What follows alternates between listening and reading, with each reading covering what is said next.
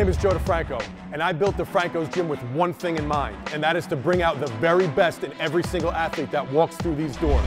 Using the latest scientific research and an insane atmosphere, my staff and I are able to help any athlete achieve their goals.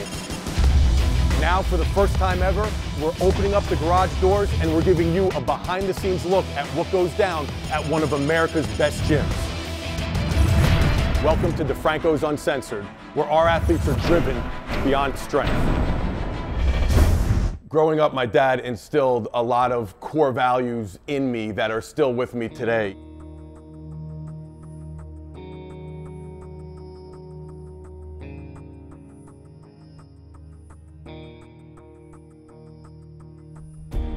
He always taught me to be the very best at what you do. Never be satisfied with second.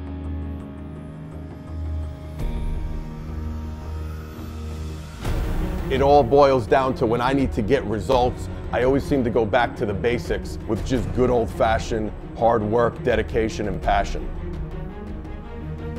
That mental edge going into competition that you outworked everyone you're going to go up against.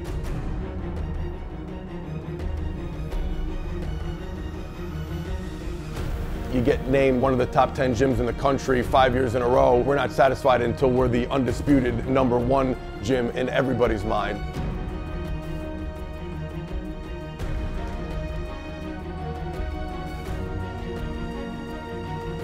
That just motivates me to work harder, reach more people, do more, and really make an impact on this industry and leave a legacy, and not just me, but DeFranco's Gym and the team that we have assembled of being the best in the world.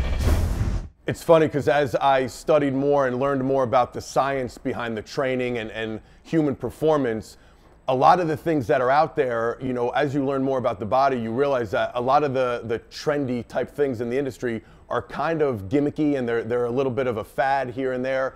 But the things that really are tried and true are a lot of the things that I was doing with my dad back in his gym back in the late 80s. You know, just things like the basic barbell lifts, benching, squatting, deadlifting, getting strong. Running hills was another staple in my programming. Whenever, you know, I had to get ready for a football camp and we needed to step up our game, my dad would drive me over to the hill at the park and we ran those hills, and that didn't only get me in great physical shape, but it also did something mentally.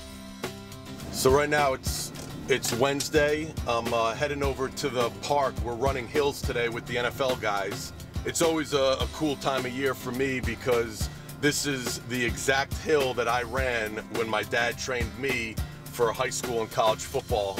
My dad used to make me put ankle weights on and run up this hill when I was in 8th grade, this same hill that I ran 25 years ago.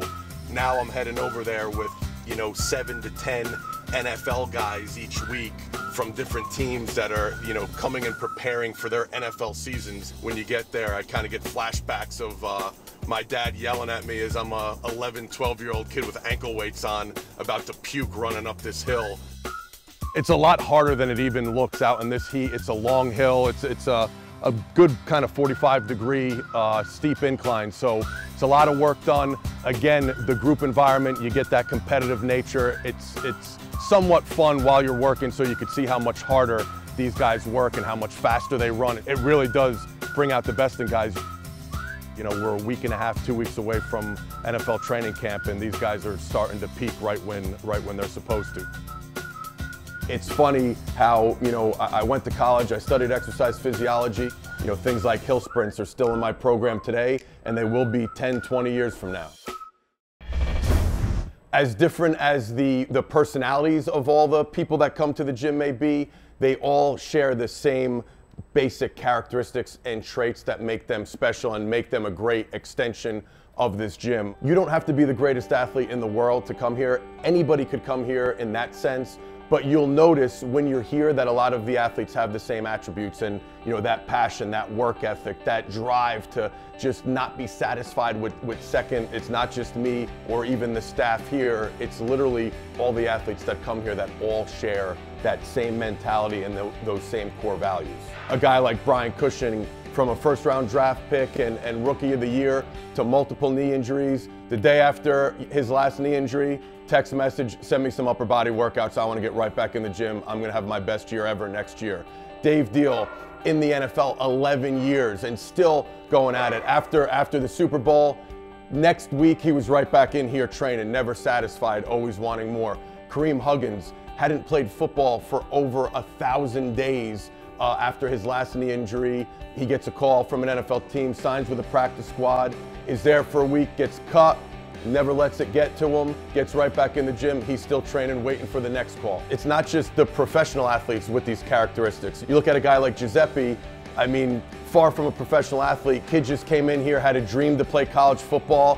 You know, he's not getting paid to do it. He's not going to go to the NFL, but overcame his illness and just for the love of the game worked his butt off to play college football. Now he's in college, he's playing football, he's happy, he's doing great. Rachel Bello, talk about overcoming adversity, injury after injury, and she's still in here training, going overseas to play, not making a ton of money, but just for the passion and the love of the game, she's still in here training to this day, pursuing her dream and her passion of playing volleyball.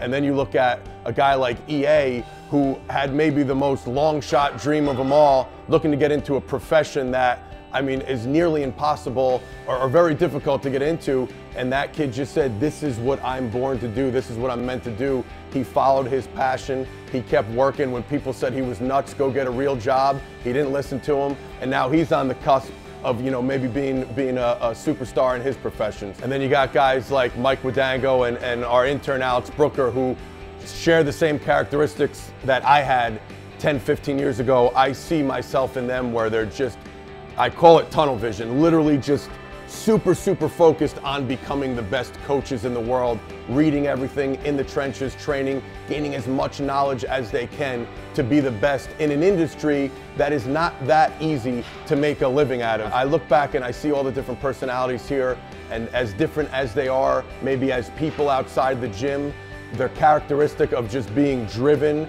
and just not being satisfied with second really holds true for everybody in here, and it's something I'm super proud of to say that, you know, it's the core values of the gym and everybody who walks through these doors. There's something inside me, and I think inside everybody here, that we're just never satisfied. Every time we reach a certain level of success, we want more.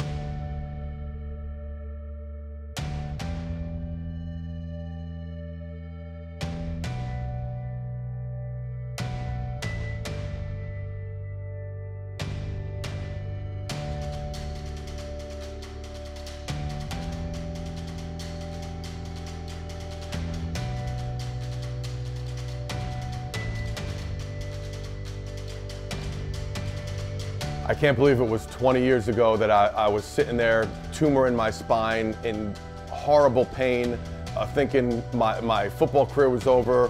What am I going to do with my life? And then, you know, turn that into a positive and just decided to open up a gym and try to reach and help as many people as possible achieve the things that I couldn't, and here we are today.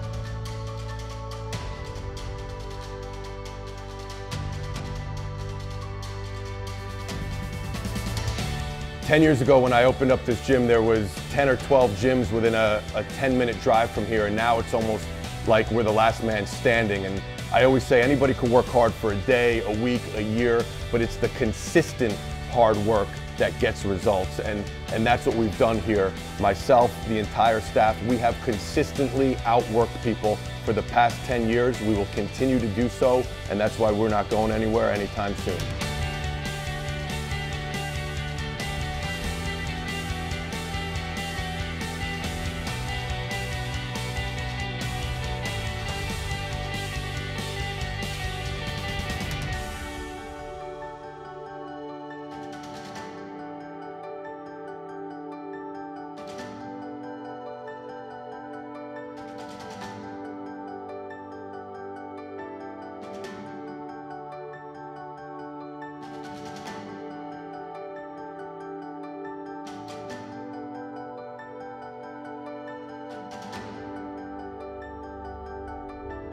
This is DeFranco's Gym, and we are driven beyond strength.